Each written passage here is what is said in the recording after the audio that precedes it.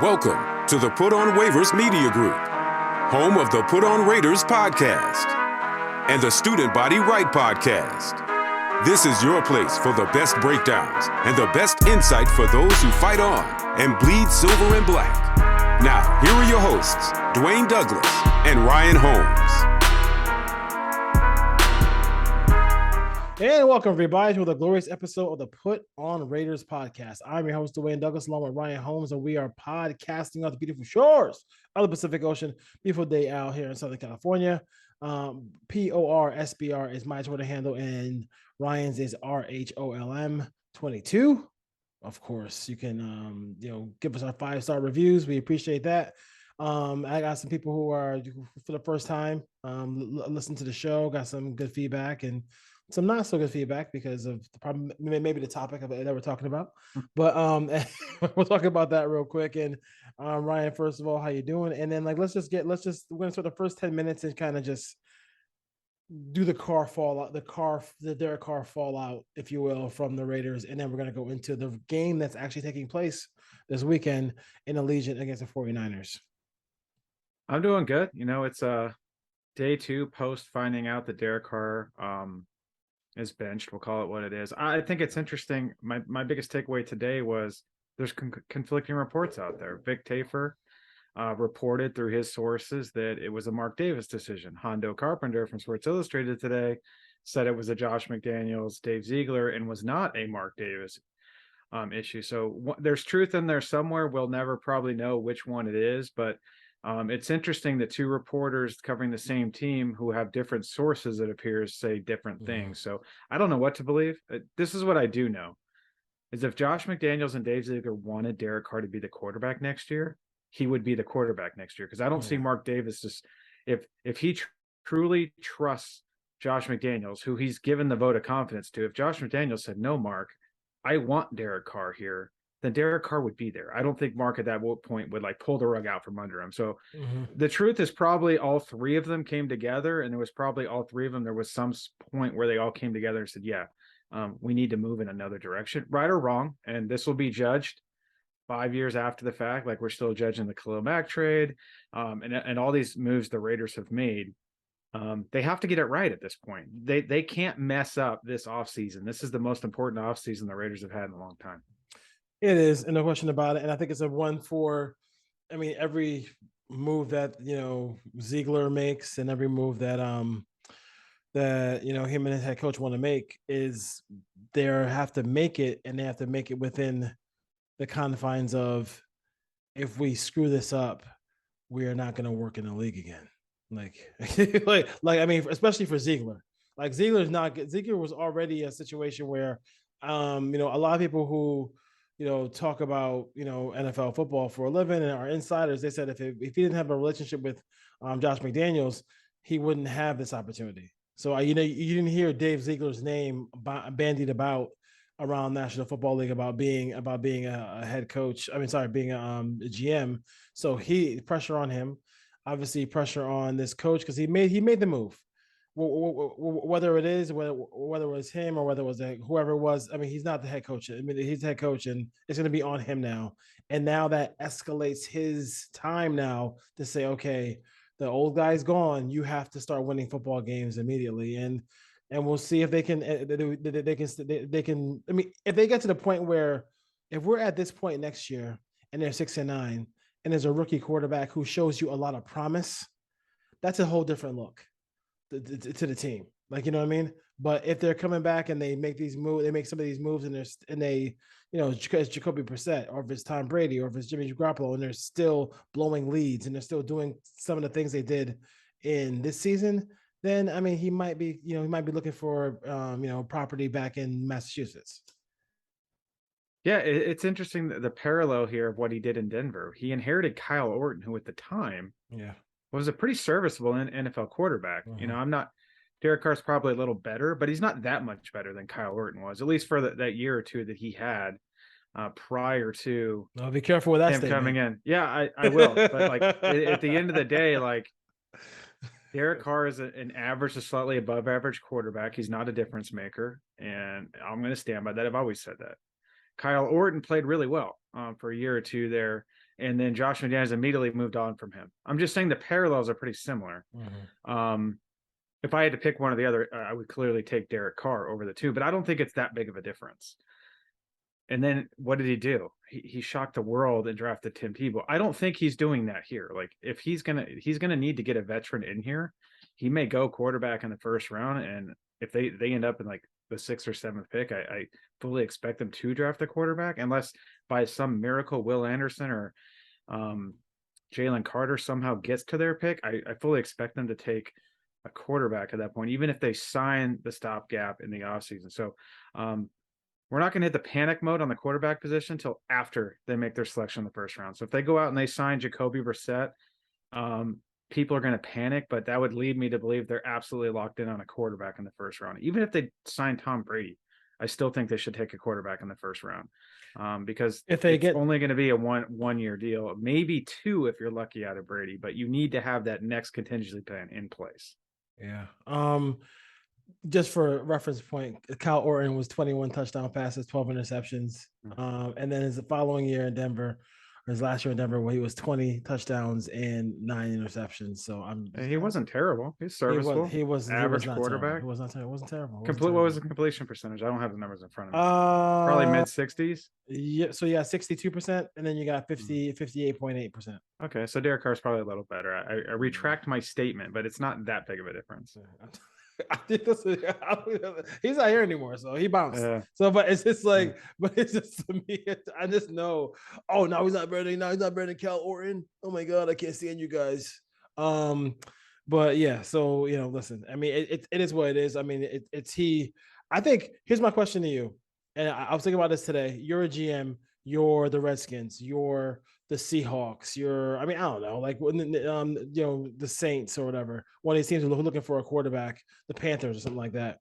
Would it give you pause that he looked kind of weird during the Mariota situation, and he also in this moment here, he just basically kind of, with only a couple of weeks left in the season, took his ball and went home? Would that give you pause, or is more just like the play on the field I'm looking at as far as that goes, as far as Derek Carr?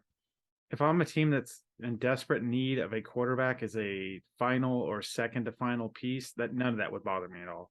Okay. I mean, you have to look around, like, what are the options going to be? Those teams that are going to be picking 18 to 25, they would love to have Derek Carr. If the Redskins, the Panthers make the playoffs, they're going to go from like the 8th pick to in the 20s, perhaps, if they win a playoff game. So if you're picking 18 to 25, 17 to 25, and you're one of those teams, the Jets are at 15 right now. If they truly thought, if the front office thought that they were a quarterback away, they absolutely would trade a first round pick. And I know people are saying, well, they should just wait till he gets released. But if there's, I heard this today. Let's back up. Damian Woody on ESPN, I was watching it this morning just to see the reaction to the Carr thing. And he was right. He said there's like 10 quarterbacks in the league. And I mentioned on the show the other day, I thought there was maybe 15 or 16. Like, there's not a lot of good quarterbacks or average quarterbacks. We throw that around, but it's hard to find that player. Yeah. And if you're a team that you think that you're a quarterback away, I don't think any of this would bother me. I would throw a 2 for sure. Like, Carson Wentz just got traded for 2 2s. Well, let's be real. Like, he's better than Carson Wentz. You've seen quarterbacks. Alex Smith got traded for multiple picks. I think it was multiple 2s. We saw Jared Goff go in that trade for Matthew Stafford. Obviously, that was a quarterback for quarterback. But I don't think those GMs, because GMs don't have long. Like, Dave Ziegler doesn't figure this out. No, he's gone. He's gone. So if the matter of the fact is you're willing to give up like a mid-second, but you can't get the deal done, most of those guys would give up a mid-first, maybe take back a third the following year, like they did with Khalil Mack. I wouldn't give up a second, but there might be something to entice the Raiders to get a first-round pick. What's the other option? If he gets to free agency, says no, like, you're not going to have an opportunity. And clearly, Derek Carr is going to have an opportunity here to say where he wants to go as well, because of the no trade clause. But there's definitely going to be a market, and we'll see. But this is going to really clear up probably by middle of January. Once we get through the first round of the playoffs, you're going to start to see some teams that lost in the first round, or maybe a team that thought they were close and get out of a quarterback contract would say, that's the guy we're missing. Tennessee. If you're Tennessee, Like, what would you do? Would you hold on to Ryan Tannehill, who's been hurt recently? Clearly, they have no trust in Malik Willis. Would they think in that division that Derek Carr could really help them? Probably. And connect the dots. Their offensive coordinator Todd Downing is there. Is Todd Downing, so that could be a possibility. This is the year that you well. want to trade a quarterback because there's going to be 10 teams looking for one, and those teams aren't going to be interested in Tom Brady. They're not going to be interested in a 45-year-old. They're not going to be interested in a couple of them probably be interested in Jimmy G, but it's going to be the guys that he's been connected with. It's going to be Saleh.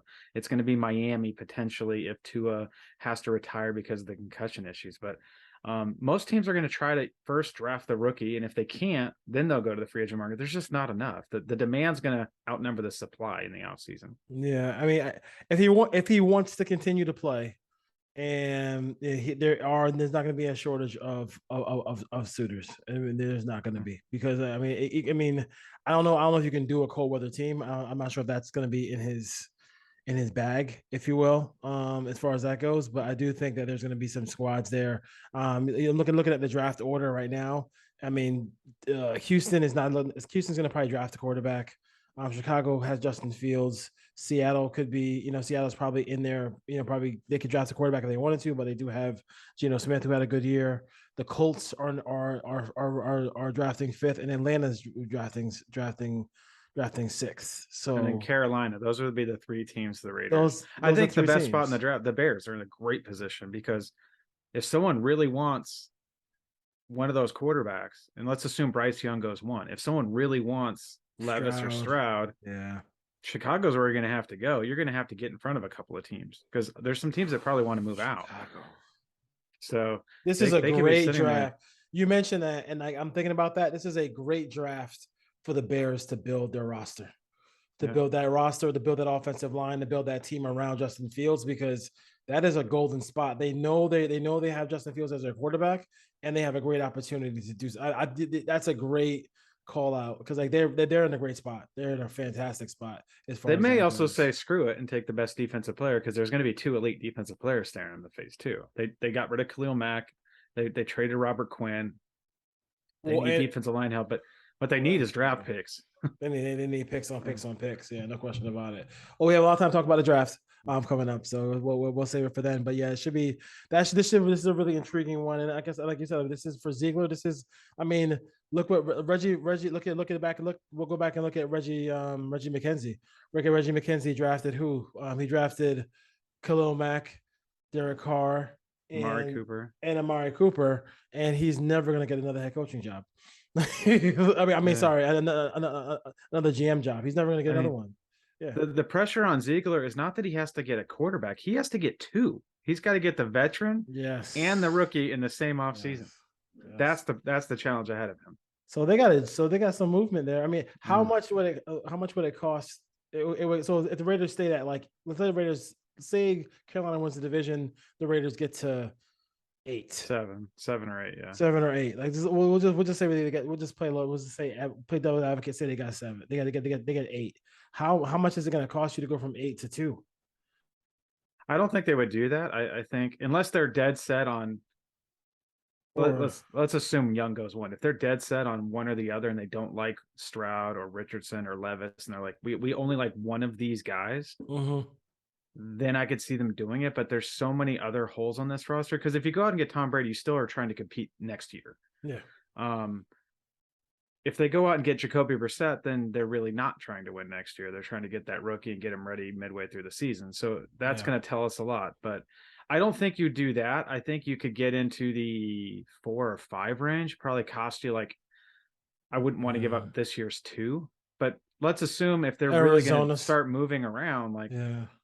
What are they going to have? Are they going to have extra picks for Carr? Are they going to have picks from trading other assets like Waller? Like, let's say they trade Carr for a 1 and a 3, and they get a 2 for Waller. So now they have 2 firsts, 2 2s, a couple of 3s, a comp pick for Mariota. They're going to get a comp pick for Mariota going over to Atlanta. So, like, if they have 6, 7, 8 picks in the top 3 rounds, then sure, you can move around all you want in the top 8. But I would not give away the future. I'm not trading. I don't like those quarterbacks enough. Like, probably Bryce Young would be the 1 for me. But so if And then we'll kind of end on this, and we'll go to the game with the 49ers and the Raiders.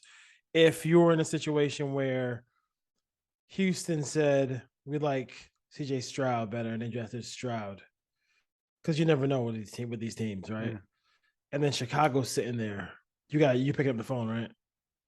I'll pick up the phone. The issue is Chicago, the player they can get at 2 is a lot better than the player they can get at 8. So if I'm Chicago, I'm asking for this year's true. one, next year's one, a number 2. You're probably more likely kind of mortgaging your future getting up to 4 or 5 if the player gets in that range for you. Then it might be a little bit less. But if I have 2 number 1s and I'm picking, let's just assume they trade Derek Carr to the Jets and I'm picking 15 or 16. If I have 7 or 8 and 16, I'm fine sitting there and getting one of those quarterbacks to fall to me. If as long as I have them equally graded, and I think that they can. Now, probably based on McDaniel's systems, I haven't done a ton of work on the quarterbacks, but I would guess that if you had Levis, Richardson, and Stroud sitting there, I would assume that probably Stroud is the most like stay in the pocket. He's not a scrambler. He's probably going to try to deliver it on time. Yeah, he's going to throw the number, have some accuracy between the numbers. The problem with CJ Stroud is getting to a second read, getting to the backside of the field, and he's not as mobile as people think he is. Like he's not a guy that's going to pull it down and run. So he's a pocket passer.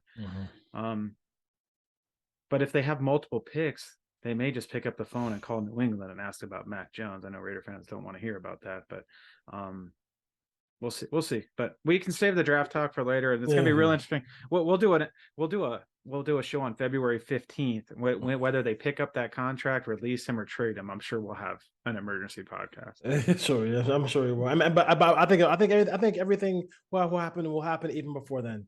To your point, I totally agree with that. All right, hey, nothing like one of the best teams in football coming into town. The Raiders have to face the San Francisco 49ers. And I think this game will kind of set. I jokingly played Madden today with Stidham at quarterback. Sorry. Just to see how bad it wasn't. It wasn't as bad as I thought it was, but I would say this: when you have to figure, when you go into a game like this, you have to figure 100% that you're going to turn the ball over at least a couple times in this game. I mean, if Carr was starting, I would go into this game thinking I'm going to turn the ball over a couple of times because of the fact that you're playing one of these opportunistic defensive units.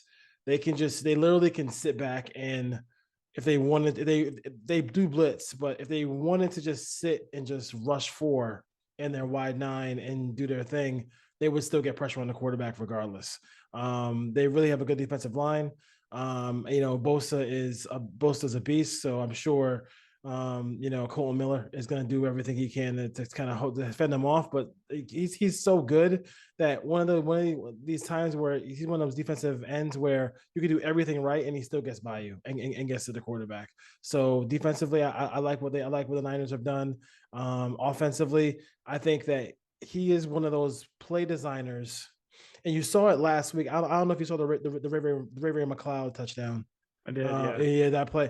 He has his ability to, and yes, hold your breath. I'm going to compliment Shanahan because people think I hate Shanahan, but you does hate everybody, Dwayne. Didn't you know? I do hate everybody. I know exactly. He comes up with home run plays, which is very impressive. He really, I mean, it could be sometimes those home run plays are in the passing games. Sometimes those home run plays are in the run game, but he has these plays dialed up, and when everything hits, it's a touchdown. And I think that's where the frustration with Jimmy G, I think last year, was that he would dial up these plays. He had one play that he called up. He drew up where youth check was wide open, 20 yards. There's not a player in sight of where Juszczyk is, and he's overthrown by Jimmy G. So I get why he gets frustrated at his quarterbacks because he, dials everything up and then he wants you to just finish it. But I think this team is really, I don't think they're unbeatable. I don't think the Raiders are in a place to beat them. I think they can hang around the game off of emotion and everything like that. I think this game will be very similar to the game that they played against Seattle, where Seattle they just kind of got a lead and then just kind of just put it into underdrive so they don't get anybody hurt or whatever. But I can see them winning this. I see the Niners win this game by a couple touchdowns. If they get a pick, if they get a pick or a fumble, they can win by 3 scores. But I think the Raiders can hang in for a little bit. But I think they're gonna go out there and kind of beat the Raiders. Second half, just kind of run away from them. Yeah, I don't know about that. We'll see. I kind of leaning the other way. I think the game plan on offense is going to be feed Jacobs. I think you're going to see a lot of Josh Jacobs. We're going to see a lot of first down runs, second down runs. Perhaps move the pocket a little bit. I don't think they can have Stidham just drop back and stand in the pocket and try to read a defense. He can run too, so yeah. So maybe more movement out of him. I think that they're going to go to the quick passing game a little bit more, and I think Stidham is going to try to find a way to just get the ball to 17. Like he's going to, because that's how you're going to have to beat the 49ers. You got to beat them outside. You're not going to be able to block the defensive line. Those 2 linebackers are tremendous. And then that safety Hufunga, the USC Trojan, is lurking around at all times. So they're going to have to get the ball outside, hopefully to 17. And this reminds me, I've been watching Hard Knocks with the Cardinals, and Trace McSorley started. I watched the episode today, and he literally was sitting there and he's like, get the ball to 10. I have to figure out how to get the ball to 10. How do I going to get the ball to 10? Like, that's all he was talking about. Get the ball to DeAndre Hopkins. So that's what Stidham's going to have to do. How am I going to get the ball to 17? They have to stay on schedule. They can't get penalties. They can't be 2nd and 15 against this defense. I think it's going to be pretty conservative by nature. I don't think Josh McDaniels is going to come out and just start trying to throw the ball all over the field with Jared Stidham making his first start. I think the Raiders will move the ball at times, but you're going to see some turnovers, like you said, maybe a 3 and out a couple of times in a row. And the defense is going to have to hold them in. I watched that all 22 with Patrick Graham last week. I thought he called a pretty good game outside of that last drive, giving up the touchdown. Like they played a lot of cover 2, which they haven't done a ton of recently. They've been a lot more cover 1, cover 3, a little cover 4. And then like this week, it was literally like, we're going to show everything cover 1, cover 4, and we're just going to rotate into cover 2. And I thought they played pretty well on the back end. There was some guys open at times, but Pickett definitely missed some throws he should have hit in the middle of the field. The problem with the Raiders, they can't cover the middle of the field. And now on defense, they can't go out and play man this week. There's no one on the Raiders defense in the secondary or the back 7 that's going to play one-on-one and hold up against McCaffrey, Ayuk, Samuel, and Kittle. So I think they're just going to have to play a ton of zone and hopefully confuse the rookie quarterback Purdy. They're going to have to stop the run. They can't miss tackles this week. If they have an opportunity to take a guy down in space, they have to do it. My biggest concern is Perryman's out. So they're going to be starting Darian Butler most likely. It's a Perryman game. And Luke Masterson. You're going to have 2 undrafted free agents. The Raiders are going to have to figure out how to stop that bootleg action and the backside tight end coming across the field and not get lost in traffic. I don't know how they're going to cover George Kittle in this game defensively. So hopefully the defensive line can get there. Max Crosby has a huge day. They're just going to have to figure out how to get off the field on 3rd down and hopefully confuse. I will say this, Patrick Graham has done a really good job of disguising defenses at times. Like he hasn't been good at it throughout the whole season, but there's games where you throw on the tape and you're like, the Chargers game was really good. I thought the Steelers game, he called a pretty good game until they went down the field at the end. But at the end, I know people are like, on the field, Patrick Graham, but like he called a double team on the slot and the safety just didn't get there. Is that a bad call or was that the players not executing the call? So I'm not here to say Patrick Graham's the best defensive coordinator in the world, but I thought he had a pretty good game. So we'll see. My prediction is going to be the other direction. I just don't think that they can score enough, and I don't think they're going to tackle enough, and I don't trust the 2 rookie undrafted free agent linebackers. They don't have a 3rd linebacker to put on the field. It's going to be Cleveland Farrell playing in space like he was last week at times. So like, if I'm Kyle Shanahan, I'm putting 2 tight ends out there. I'm bootlegging. I'm getting into the flat. I'm rolling tight ends. I'm leaking tight ends and seeing if Cleveland Farrell can play defense if the Raiders want to go base, or if they can hold up and those linebackers know where to go with all this traffic coming across the field. I'm going to attack the middle of the field as much as I can with those players. And if the Raiders want to play man, I'm going to attack them with Christian McCaffrey in space or Deebo Samuel. So I don't want to do this, but I'm going to say the 49ers are going to win pretty easily. I'm going to say 31-10. I just don't see how the Raiders can put up 20 points in this game. And it's not because of Stidham per se. They're facing the best defense in football that is really good on all 3 levels. And the Raiders just haven't been consistent enough.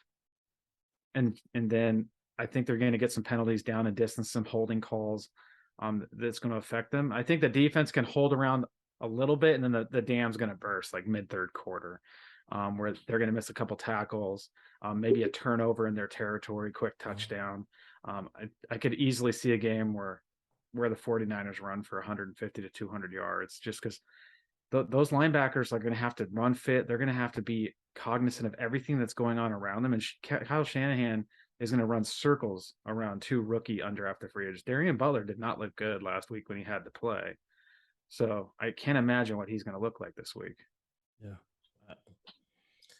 Yeah. That's it. I mean, I mean, like I said, I think that I thought I was looking at 28-14, so a couple scores. I think that's what's gonna. I don't see how they can. I don't see how they can kind of stay in it. I don't see a path to 20 points to make this competitive. They would need. They would need I'm not saying miracle, but they would need some, like, like one of those huge days. The problem when you play the 49ers is this. Everybody knows how the weakness of the 49ers is. Like, if you have a drop back passer who can get the ball down the field, they can be had. The problem is you got to drop back and protect. And they're going to max protect too. Like, they're not going to just go 5. They're going to leave a tight end in. They're going to chip with the back. Like, they're going to have 2 and 3 man routes. Like, they're not dropping back and sending 5 eligibles out against this defense. I don't see it happening. Yeah, I mean, maybe you get a big run by Stidham if you do some QB run thing. I don't know, but then you're dealing with Greenlaw and Warner. So good luck with that. So I mean, and Funga running around somewhere. That kid's something else. But so I mean, listen, if they were 100% healthy, this would be a tough game. When they're not 100% healthy, it's not going to be a tough game. And then they also have the opportunity to, if they really want to just double up on Max Crosby, like, who's going to be the other rusher? Because double, I saw triple the last couple of weeks. People want to say, where did Max Crosby go? Teams are triple teaming. I know. They're turning the center to the right, the guard's working to the right, the back's chipping the right tackle. So either the center or the right guard is double teaming him, and then you have a chip from a tight end or a running back. Like, he's got, like, it's almost impossible for him to be the quarterback right now. But the problem is no one's winning one-on-one in the interior. Jerry Tillery's disappeared. Yeah. Kyle Pecco is a run stuffer. Nichols wins roughly every once in a while, but it's not like he's winning one-on-one battles. And then they've tried Cleve Farrell in there. That's not working, but Farrell's going to have to go outside. For the Malcolm Kuntz truthers out there, he played a ton last week. I'm still waiting for him. Like, he got close on one time, but he didn't really show much. And it could have been the field conditions, maybe indoors, turf, good weather. He has a good game, but you really think he's going to beat Trent Williams this week with any sort of regularity? I don't. Maybe next week we'll see the breakout Malcolm Kuntz game, but I hope the Raiders win. I'd like to see them go out there and win this game. But at the same time, and let's be fair, this is going to open up where people are going to say, well, if Carr played this, they could have done that. I don't think they would have won this game if Carr played either. So I don't even want to go there. Yeah, I'm not. I'm gonna give those guys a couple of conversation pieces where they talk about that, for that whole if Carr. We've all seen Carr against defenses like this. So let's just be real. Let's be real as far as that goes. So you got 31. You got 31-10. 31-10. I got 28. I got 28-14. I don't know. I mean, I'm not sure how you attack them. I mean, part of me just said, hey, if you get a good decent return, just spread them out and just try to you got to pound the rock. It's the only way you can do it. And then you got to hit them over the top. With some of those play action passes like they were doing in the middle of the season. But I don't think the 49ers are going to blitz. They don't need to. They don't need to. They're just going to play coverage. They'll play coverage every single time. So, yeah, that's it. All right. As far as playoffs go, obviously the Raiders are done with that part. But just around the NFL, who are the couple of playoff teams you think people should keep an eye on? I think Buffalo is the best team in the AFC. Okay. I think they have a real chance to go to the Super Bowl this year. And I think it's going to be the Eagles. I think it's going to be Buffalo and Philadelphia, as long as Jalen Hurts is healthy when the playoffs roll around. Do you not worry about do not worry about them. He's so good and so dominant. Like, just depending on him so much because like they lack a running game, stuff like that. He's just the best player. He's what They've run the ball pretty well the last couple of weeks. Like they've gone to it, and they've played a lot of weather games the last couple weeks, and they've had to go to it. I think I'm just again, I'm basing that on they're going to get home field advantage. They're going to get the bye. They got to win 2 games at home. And in a 2-game setting, you can rely on Josh Allen all you want. He's got to win 2 games. Like you're not asking him to go on the road. And the first game, 3 games, and the first game is going to be that's one of those heavy favorite games where you're going to be rested up, ready to go. And the chance is the 2 and 3 seed is going to be Kansas City and maybe Cincinnati. They may have to knock each other out to get to Buffalo for the. They don't have to beat them both. They only have to beat one of them if they get the number 1 seed. So, I just like the way they're playing. Yeah, no question about it. I know they're going to miss Von Miller, but I like that defense as well. Yeah, they're a good team. Good team. No question about it. Good question about it. The Niners are definitely are a good team. I just don't know how much. And then when you start hitting the playoff button, how much Brock Purdy is going to. I mean, at some point, somebody's going to say, "You got to go 80 yards in 2 minutes." Can that kid do that? I think that's a big question mark. But they do have a talented team, so we'll see. And can he do it if he's behind by double digits? If they fall behind he is by front 2 running. scores, exactly. Can he do it?